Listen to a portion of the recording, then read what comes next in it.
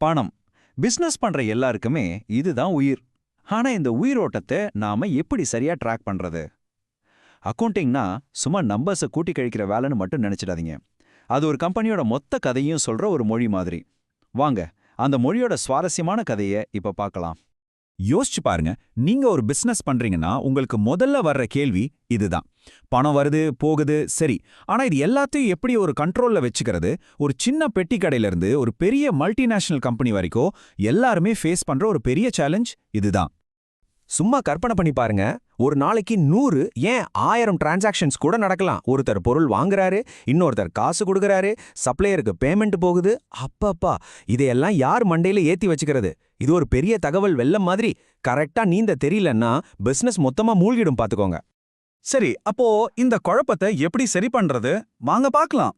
Accounting மொழியில ஒவ்வொரு குடுக்கல் வாங்கலையும் ஒரு பொருளாதார நிகழ்வுன்னு சொல்றாங்க. சிம்பிளா சொல்லணும்னா, காசு சம்பந்தப்பட்ட எந்த ஒரு விஷயமே ஒரு நிகழ்வு தான். நீங்க ஒரு சேர் வாங்கினா அது ஒரு நிகழ்வு, அதை வித்தா அது இன்னொரு நிகழ்வு. இந்த மாதிரி ஆயிரக்கணக்கான நிகழ்வுகளை எப்படி ஒரு சிஸ்டம் படி பதிவு செய்யறது? அதுதாங்க இப்போ இருக்கிற $1,000,000 கேள்வி. நல்ல வேளையா இந்த குழப்பத்துக்கு ஒரு சூப்பரான தீர்வு இருக்கு. அதுவும் நேத்து கண்டுபிடிச்சதில்ல, பல 100 வருஷத்துக்கு முன்னாடியே கண்டுபிடிச்சது. ஆமா, ஒரு ரொம்ப பழமையான ஆனா ரொம்பவே ஸ்மார்ட்டான ஒரு சிஸ்டம் தான் இந்த பிரச்சனைக்கு ஒரு ஃபுல் ஸ்டாப் வச்சது. கணக்கு வழக்கு பார்க்குற பழக்கம்லாம் மனுஷனுக்கு ரொம்பவே பழசு. பல ஆயிரம் வருஷத்துக்கு முன்னாடியே நம்ம ஊர்ல கௌட்டில்யில இருந்து ஆரம்பிச்சு எகிப்து, சீனா வரைக்கும் எல்லா பெரிய நாகரிகங்களும் அதை பண்ணிருக்காங்க. ஆனா 1494ல இத்தாலியை சேர்ந்த லூக்கா பாசியோலின்னு ஒருத்தர் வர்றாரு. அவர் என்ன பண்றாருன்னா, அங்கங்க சிதறி கிடந்த இந்த எல்லா ஐடியாஸையும் ஒன்னா சேர்த்து ஒரு பக்காவான முறையான சிஸ்டமா உருவாக்குறாரு. அதுதான் சொல்லப்போனா அக்கவுண்டிங் உலகத்துல ஒரு மிகப்பெரிய புரட்சியை உண்டாக்கிச்சு. இன்னைக்கு நவீன கணக்கியலின் தந்தைன்னு நாம சொல்ற அந்த பாசியோலி சொன்ன ஒரு விஷயம் இதுதான். இதோட அர்த்தம் ரொம்ப சிம்பிள். எந்த ஒரு ஆக்ஷனுக்கும் அதுக்கு ஈக்குவலான ஒரு ஆப்போசிட் ரியாக்ஷன் இருக்கும். எங்கேயோ கேட்ட மாதிரி இருக்கா? ஆமா, நியூட்டன் பிசிக்ஸ்ல சொன்ன அதே ரூல் தான் இங்கே பிசினஸுக்கும். பாசியோலி கொண்டு வந்த அந்த புரட்சிகரமான ஐடியா தான் டபுள் என்ட்ரி புக் கீப்பிங், அதாவது இரட்டை பதிவு முறை. பேர் தான் பெருசா இருக்கு, விஷயம் சிம்பிள். அதாவது எந்த ஒரு டிரான்சாக்ஷன் நடந்தாலும் அது 2 இடத்துல என்டர் ஆகும். ஒன்னு பணம் எங்க இருந்து வருதுன்னு சொல்லும், இன்னொன்னு பணம் எங்க போகுதுன்னு சொல்லும். இதனால என்ன ஆகும்னா, ஒரு தராசு மாதிரி நம்ம கணக்கு புத்தகம் எப்பவுமே பேலன்ஸ்டா இருக்கும். தப்பு நடக்கிறதுக்கான சான்ஸே ரொம்ப ரொம்ப கம்மி. சரி, இந்த டெபிட் கிரெடிட்னு சொன்னாலே நிறைய பேருக்கு தலைய சுத்தும். குழப்பிக்கவே வேணாம், ரொம்ப சிம்பிளா சொல்றேன் கேளுங்க. டெபிட்னா பணம் எங்க போகுதுன்னு காட்டுது, அதாவது உங்க சொத்து அதிகரிக்குது. கிரெடிட்னா பணம் எங்க இருந்து வருதுன்னு காட்டுது, அதாவது உங்க சொத்து குறையுது. உதாரணத்துக்கு, நீங்க 100 ரூபாய்க்கு ஒரு புஸ்தகம் வாங்குறீங்கன்னா, புஸ்தகம் உங்களுக்கு ஒரு சொத்து, அது உள்ள வருது, சோ அது டெபிட். உங்க கையில இருந்த 100 ரூபாய் காசு வெளியே போகுது, சோ அது கிரெடிட். பாத்தீங்களா, எப்பவுமே சமம். ஓகே, இப்போ ஒரு சிஸ்டம் இருக்கு, ஆனா அது மட்டும் போதுமா? நிச்சயமா இல்ல. எல்லாரும் ஒரே மாதிரி அதை ஃபாலோ பண்ணணும் இல்லையா? யோசிச்சு பாருங்க, ஒரு கிரிக்கெட் மேட்ச்ல ரூல்ஸே இல்லைன்னா என்ன ஆகும்? ஒரே குழப்பம்தான். அதே மாதிரி தான் அக்கவுண்டிங்குக்கும் சில அடிப்படை விதிகள், அதாவது கொள்கைகள் வேணும். அப்போதான் எல்லாரும் ஒரே மாதிரி கணக்கு எழுதுவாங்க, நாமளும் அந்த கணக்கை நம்ப முடியும். இதுல ரொம்ப முக்கியமான ஒரு 3 கொள்கைகளை நாம தெரிஞ்சுக்கணும். முதல்ல கோயிங் கன்சர்ன் அப்படின்னா, இந்த பிசினஸ் பாதியில நிக்காது, பல வருஷத்துக்கு தொடர்ந்து ஓடும்னு ஒரு நம்பிக்கையில தான் கணக்கை எழுதணும். ரெண்டாவது கன்சிஸ்டன்சி, அதாவது போன வருஷம் ஒரு மெத்தட், இந்த வருஷம் ஒரு மெத்தட்னு மாத்திக்கிட்டே இருக்கக்கூடாது. அப்பதானே 2 வருஷத்தையும் சரியா ஒப்பிட முடியும். கடைசியா கன்சர்வேட்டிசம், இது ரொம்ப ரொம்ப முக்கியம்.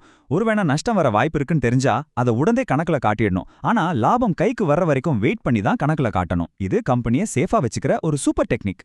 இந்த கொள்கைகள், இந்த டபுள் என்ட்ரி சிஸ்டம், இது எல்லாமே பல 100 வருஷமா பேப்பர்லயும் பெரிய பெரிய லெட்ஜர் புக்லயும் தான் இருந்துச்சு. ஆனா அப்புறமா ஒரு டெக்னாலஜி வந்துச்சு, அது மொத்த சீனியுமே மாத்திடுச்சு. வாங்க அந்த கதைக்குள்ள இப்ப போலாம். ஒரு நிமிஷம் கண்ண மூடி ஒரு 100 வருஷத்துக்கு முன்னாடி இருந்த ஒரு அக்கவுண்டன்ட்ட நினைச்சு பாருங்க. பாவம், ஒவ்வொரு பைசா டிரான்சாக்ஷனையும் கையால பெரிய பெரிய புத்தகத்துல குனிஞ்சு பார்த்து எழுதணும். இதுல ஒரு சின்ன தப்பு வந்துட்டா போதும், அதை கண்டுபிடிக்கிறதுக்குள்ள பாதி உசுறு போயிடும். ரொம்ப மெதுவான, ரொம்ப கஷ்டமான, சொல்லப்போனா ரொம்பவே போர் அடிக்கிற வேலை அது. ஆனா எப்போ கம்ப்யூட்டர் உள்ள வந்துச்சோ, அப்போ மொத்த கதையுமே தலைகீழா மாறிடுச்சு. அதோட ஸ்பீடு மனுஷனை விட பல லட்சம் மடங்கு அதிகம். அதோட துல்லியம், ஒரு சின்ன மிஸ்டேக் கூட வராது. அதுக்கு டயர்டே ஆகாது, கவனமும் சிதறாது.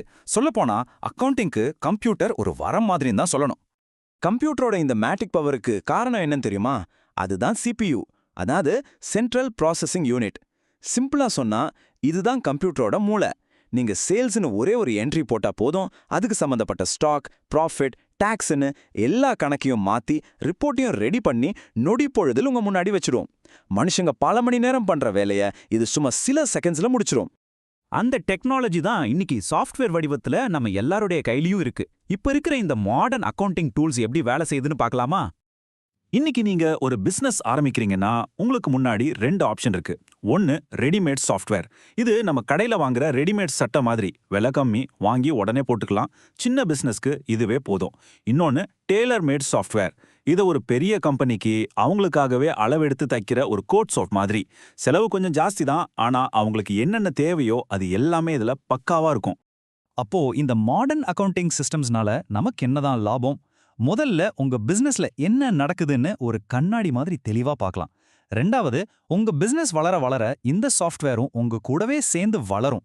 ரொம்ப முக்கியமா, எந்த டைம்ல வேணும்னாலும் விரல் நுனியில உங்களுக்கு எல்லா டேட்டாவும் கிடைக்கும். இதை வச்சு நீங்க ஸ்மார்ட்டான சரியான முடிவுகளை டக்கு டக்குன்னு எடுக்கலாம். கையால பேப்பர்ல எழுதின காலத்துல ஆரம்பிச்சு இன்னைக்கு ஆட்டோமேட்டிக் சாஃப்ட்வேர் வரைக்கும் அக்கவுண்டிங் ஒரு பெரிய பயணத்தை கடந்து வந்திருக்கு. டெக்னாலஜி இன்னும் வேகமா வளர்ந்துட்டே இருக்கு. அப்போ எதிர்காலத்துல ஒரு அக்கவுண்டன்ட்டோட வேலை என்னவா இருக்கும்? அதை ஒரு மனுஷன் செய்வானா இல்ல ஒரு மிஷின் செய்யுமா? இதுதான் நம்ம எல்லாரும் யோசிக்க வேண்டிய ஒரு முக்கியமான கேள்வி.